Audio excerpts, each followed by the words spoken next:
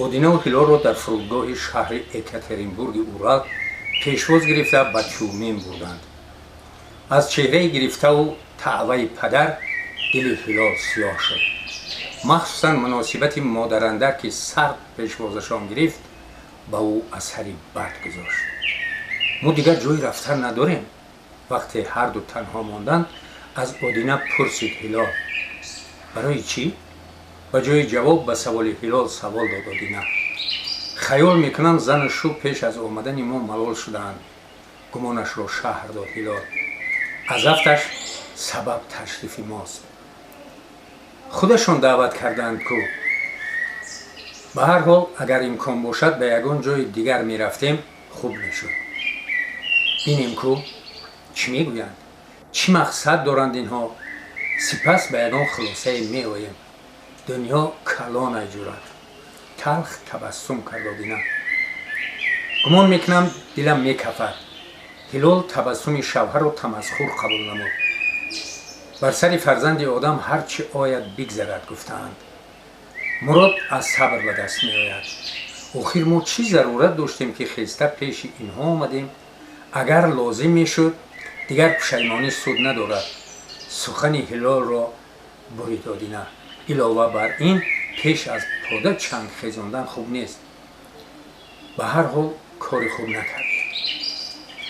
سبب چی باشد که دل اودینا نیز سیاه شد ولی باز هم به زور تبسم کرد. این صحبت کوتاه اثری بد گذاشت به او. روز سیوم مهمانی خود صاحب خانه گویا نیت اودینا را درک کرده مشکلش را آسان گرداند. خودت برادر در اینجا ایستادنی؟ از آسمان تراشه افتیدگی بر این با اودینا سوال داد صاحب خانه. نفهمیدم. حیران گشت اودینا از چنین آغاز یافتن صحبت که هر دو با پدر هیلال بعد این نهار تنها مانده بودند. چی جای نفهمی دارد؟ چهره سبزینه مراد رنگ آورد ناگهان. من دخترم را دعوت کرده بودم. من باشم محض سفارش شما را اجرا کردم که گمان کرد میزبان شوخی دارد با او. اودینا را می سنجد، امتحان میگیرد. من التماس کردم که دخترم را فرست. نگفتم همراهش خسته بیا. و گفتارش آهنگی دغل‌تر اضافه شد. تو باشی میبخشید. اول با دخترتون مصلحت کنید. ناگهان خون به سر اودینا زد. اینجا حکم را من میبرارم. چهره رنگ گردانده میزبان سیاهی تعوه شد. هیلال چی میگوید؟ آرامانه پرسید اودینا. کاری تو با هیلال نباشد. مراد سر زانو خیست بالای یک انداز. 1 ساعت مهلت به تو نباشد از خودت گله کن. و برخاست از جایش میزبان. آدم چند رو داشته میتواند؟ به خود سوال داد اودینا و از پشت صاحب خانه او هم خیست از جایش و لیکن هنوز نمیدونست چیکار کند. نه بیرون برآمدنش را میدونست و نه خواهشی گشتن نشستن داشت. چی باید کرد؟ دنبالش سوال بالا باز سوال پیدا شد. عجیب. با نیم آواز به حال خود تلخ ریشخند زد اودینا و به هر حال برای آرامش دل و رفع شدت ناگهانی عصبش به بیرون برآمدنی شده قدم برداشتی سرش چرخ زد. به نظرش رسید که زمین زیر پایش فرو رفت و خم شده با هر دو دستش سر هر دو زانویش را داشته گشته به جایش نشست. انا همینش نمی رسید گذراند از خیال و گویا اکنون به عمل پیش گرفتهش سرفهم رفت که آدم باید به همه رفتار و گفتار و کردارش جواب گوید. این خامکاری ما هیچ انتها ندارد. به یادش رسید فرموده شاعر. در حقیقت سبب چی باشد که تجربه انسانیت در اصلاح زندگی کارگر نیست؟ آنچنان گذاشتگان علم و فرهنگ برامون نصیحتنامه ها باقی گذاشتند که شاید تمام نصیحتنامه عالم را گرد آوریم به یک فرموده یک ناصح دیار ما برابر نمی شود. ولی از روی مشاهده از همه بیشتر هم زبانان ما پیش پا میخورند در زندگی و باز هم درس نمیگیرند. برای پساوندانشان عبرت نمی شود. سبب این در چی باشد؟ شاید همین باعث گشته که فرزندان دیار ما همیشه دستنگر و کار افتادند در روی زمین. دوی ما لاف و گزاف میزنیم و در اصل زندگی سزاوار سازمان داده نمیتوانیم. هر سری قدم به خطای راه میدهیم و باز هم اصلاح نمیشویم. چرا؟ و از همه مهمش ما کی زندگی کردن رو یاد میگیریم؟ طبیعت مردم ما طرز سرشته شده است که همگان نصیحتگویی رو دوست می‌داریم، ولی به خودمان بها دادن، رفتار و گفتار کردن رو با تحلیل کشیدن رو یاد نمیگیریم. همیشه از پی اصلاح دیگرانیم، گویا به طور خود هر کدام فرشته ایم و دیگران پرگناه خطاکار. انا حاضر هم اون به جای اندیشه اصلاح عمل صادر کرده خود باز هم چنگ به دامن دیگران دارد. برای چی او به گفت هلال گوش نداد؟ مردی به صد پستی زندگی افتاده باز هم رفتار صادر کرد که به یگان چارچوبه عالم نمی‌رنجد. با یک تکلیف مردی ناشناس که درباره او حتی تصورات نداشت، زندگیش را در هم و بر هم ساخت. جای گرمش را پرتافته دنبال آرزوی پوچ هزارها فرسخ را پشت سر کرده آمد و به هیچ رسید و هنوزم درس عبرت نمی‌بردارد. اکنون چی باید کند؟ خطای صادر کردهش را چطور اصلاح نماید و این کودک رهگم را چگونه از ورطه رویارو نجات بخشد؟ در میدانهای جنگل پوش روس بغار رخنمایی داشت. قطاره قهرمانان ما را گویا در این فصل زندگیزا برای امتحان نوبتی از یک گوشه مملکت پهناور روس به گوشه دیگرش می‌گریزاند و صدای تقر و تقر چرخهای آهنی آنها را از راه بی آخر سرسانی ها بشارت میداد که باید هوشیار و زیرک باشند و ارادت خود را در راه انتخاب کردهشان از دست ندهند، اثبات کنند که فرزند انسان از عهده حل تقدیر خودش میبراید. تشویش های پیتر به دنیایی که مردانش عصای کور میدزدند، من نادان خوشباور حقیقت جستجو دارم. فرموده شاعر علی محمد مرادی. تشویش‌ها در پایتخت فرهنگی این مملکت پهناور برای هلال و آدینه سنگین آمد. برای از نزد خوابگاه دانشکده صنعت تا گذرگاه زیرزمینی مترو گذشتن تخمینا 2 کیلومتر راه بود و آدینه عزم کرد آن را پای پیاده میپیمایند و سپس از آنجا با قطاره زیرزمینی یعنی با مترو به خیابان مشهور پیتر نیوسکی میروند. آدینه سیاحتی پیتر را پای پیاده دوست می‌داشت. شاید این مراتبه 50 یا 60 است که در اینجا نصیب آدینه گشته. در چهارراه قمارخانه هلال قریب زیر تراموای ماند. در گردش راه کوچه را باید عبور کرده می‌گذشتند. راهگذران ایستادند و از افتش اندیشه هلال بند بود که پیش گذشت و صدای جانخراش ترمز دقت اطرافیان را به خود جلب کرد.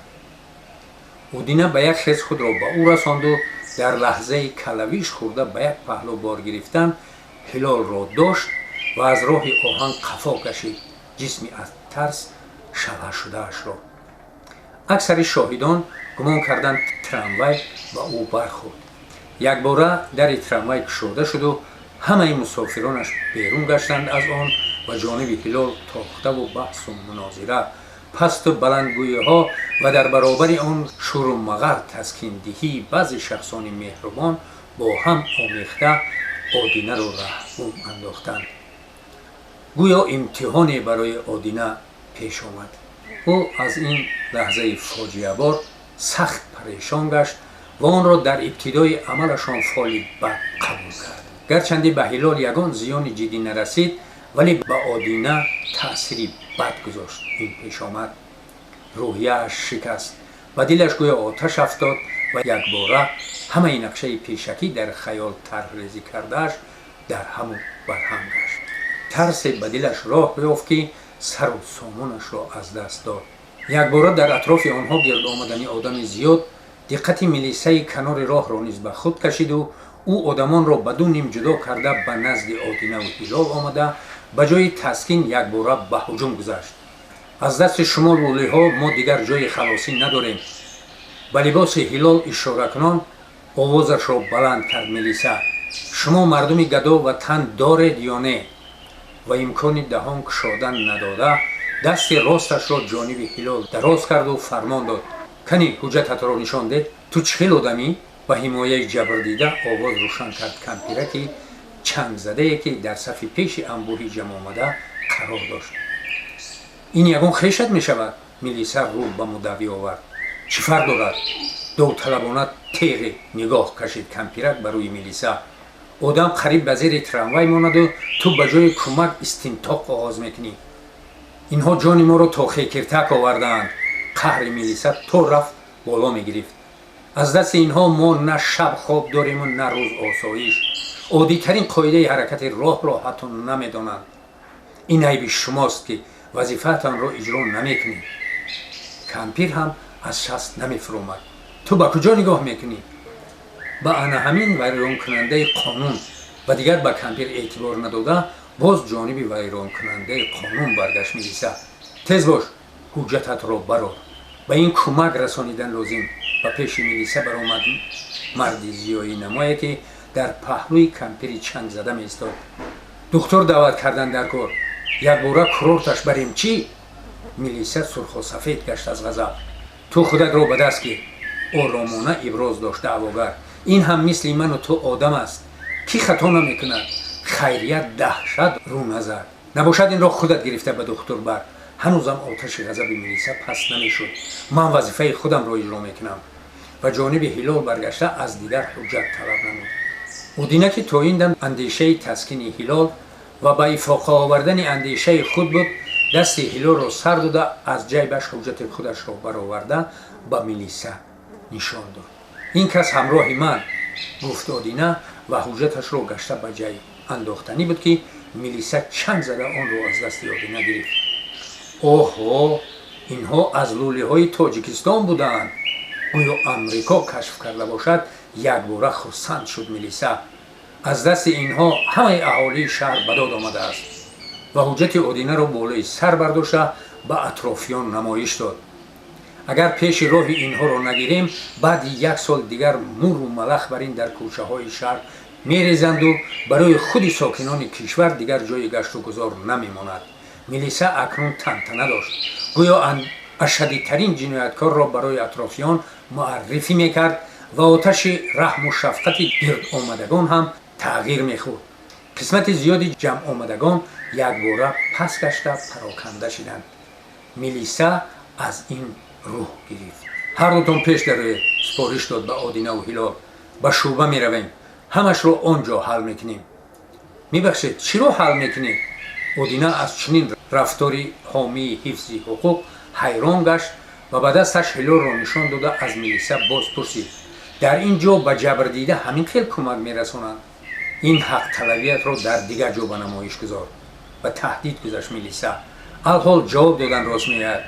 лӯлигарӣ ин ҷо корагар намешавад. инсоф кун бародар. ман бародари ту нестам. пеш даро.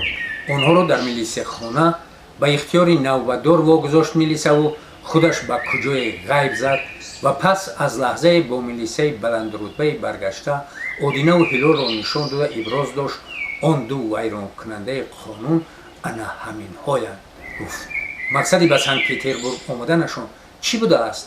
пурсид милисияи баландрутба аз он ки онҳоро ба милисияхона оварда буд. ҳанӯз напурсидаам, ҷавоб дод милисияи даъвогар китфак зада истода. аниқ кун мақсади инҳоро ва дар мавриди ягон ҷиддият ҳуҷҷатгузорӣ карда онҳоро ба ихтиёри навбатдор супорд. хуб шудааст. қаҳрамонони моро ба як хонаи нимторик дароварда кофтукоб карданд. вақте аз кисаи одина маблағ баромад, ба истинтоқ даромаданд ҳомиёни ҳифзи ҳуқуқ ва дигар онҳо гӯё чун ҷиноятгор ҳуқуқи лаб кушодан надоштанд.